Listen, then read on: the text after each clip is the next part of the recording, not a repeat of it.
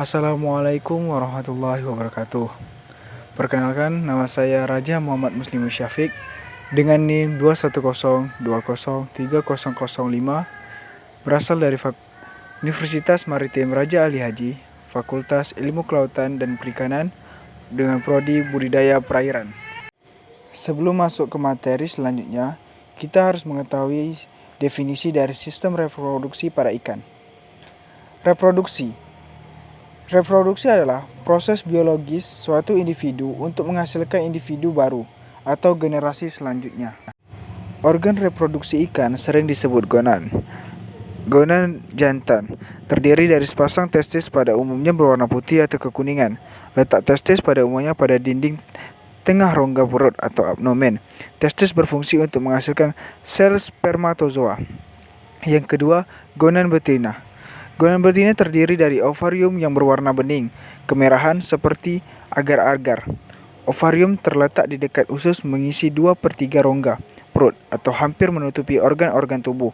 Ovarium berfungsi menghasilkan sel telur atau ovum. Tipe-tipe berdasarkan organ reproduksi dapat dibedakan menjadi 3 tipe. Yang pertama, biseksual. Ikan tipe ini memiliki 2 alat kelamin dalam satu spesies. Ikan jenis ini dapat dibedakan antara jantan dan betina dengan melihat ciri seksual primer dan sekunder ikan. Yang pertama, ciri seksual primer hanya dapat dilihat dengan melakukan pembedaan dan melihat organ reproduksinya. Yang kedua, ciri sekunder dapat dibedakan menjadi melihat ciri morfologi ikan tersebut. Yang kedua, uniseksual. Ikan uniseksual memiliki alat kelamin tunggal. Untuk beberapa spesies ikan penentu jenis kelamin mudah dilakukan karena semua individu berkelamin betina. Yang ketiga, hermaprodit. Hermaprodit adalah ikan yang memiliki alat kelamin ganda. Ikan hermaprodit dapat dibedakan menjadi 3 tipe, yaitu sinkroni, prontandi, dan protogini. Yang pertama, sinkroni merupakan golongan ikan yang gonannya terdapat sel kelamin jantan dan betina yang dapat aktif secara bersamaan.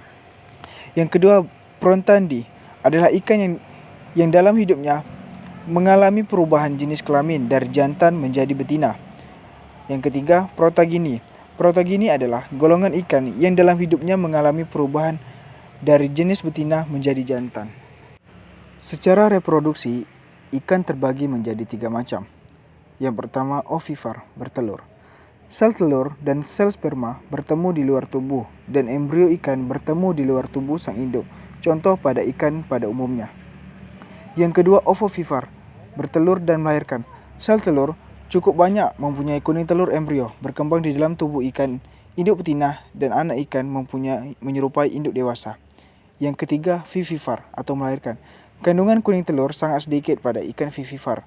Perkembangan embrio ditentukan oleh hubungannya dengan plasenta dan anak ikan menyerupai induk dewasa. Fertilasi atau pembuahan ditandai dengan peleburan gonan jantan dan betina. Prosesnya ada 2 cara. Yang pertama, eksternal, terjadi di luar tubuh ikan. Fertilasi eksternal secara umum ikan vivivar atau ikan yang bertelur akan melakukan fertilasi eksternal. Ikan jenis ovivar mengeluarkan telur dari dalam tubuhnya untuk dibuahi oleh jantan.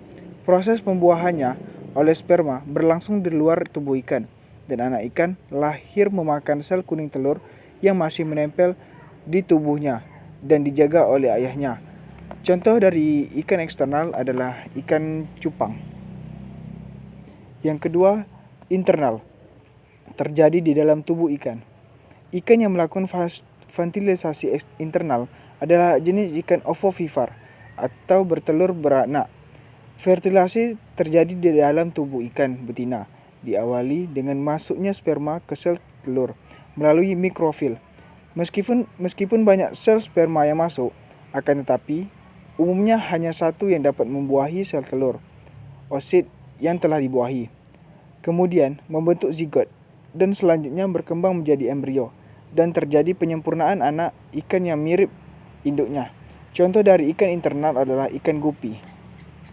Baiklah, hanya itu yang bisa saya sampaikan. Salah dan kurang saya mohon maaf. Terima kasih telah menonton video ini. Wassalamualaikum warahmatullahi wabarakatuh.